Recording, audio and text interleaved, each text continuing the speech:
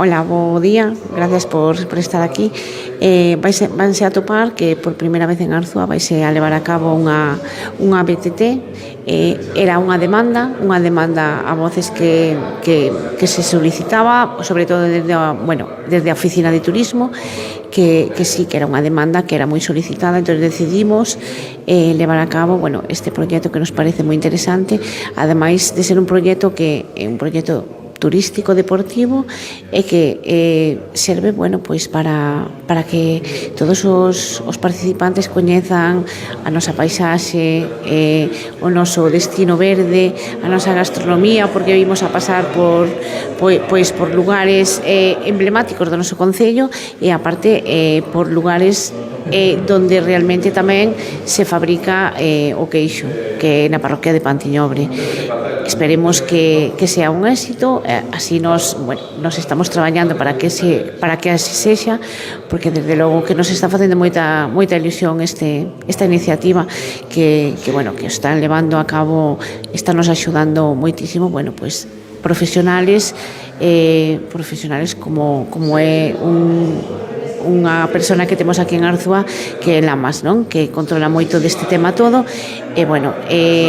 Eu convido a todos a que veñan e que se anoten e que se inscriban na páxina do Concello e na páxina de Arzúa Turismo. Imos ter todas as anotacións para que se anoten e que se inscriban, porque vai ser un día moi especial e que esperemos que xa se están interesándose moita xente, moitos deportistas, non só daqui de Galicia, senón de fora de Galicia, de Asturias, de León, e tamén como foi na Festa do Queixo, que creo que sí, en maio supoño que o tempo será bo. As rutas, se estás acostumbrado a andar en bici, son rutas aptas para todos os públicos, hai dúas distancias, non?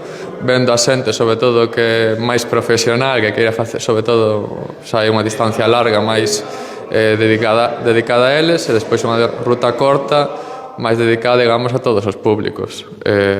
Realmente os sendeiros non presentan gran dificultad técnica, está habilitado para que todo o mundo teña a oportunidade de facer ambas as rutas.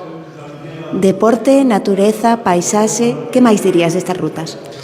Tamén poñer en valor, digamos, as zonas rurais do municipio, porque moitas veces a Arzúa coñécese polo Camiño de Santiago, pero o Camiño de Santiago realmente é un camiño acotado, non dá a conocer as nosas parroquias e sobre todo a nosa paisaxe tanto natural como cultural, e aqueles recursos turísticos, aqueles bens patrimoniais que se atopan, digamos, espallado no territorio.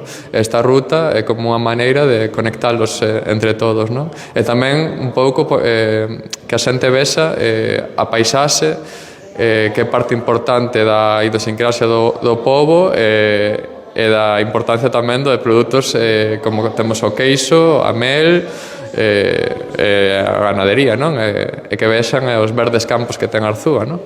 Inscribirse a partir de xa, o sea, xa demos o pistoletazo de salida en sportmaniacs.com, a través das redes sociales do Concello, e empezaremos a difundir tamén a título personal todos os sitios onde os poidades inscribir. E que lle dirías a xente para animarse a escribir?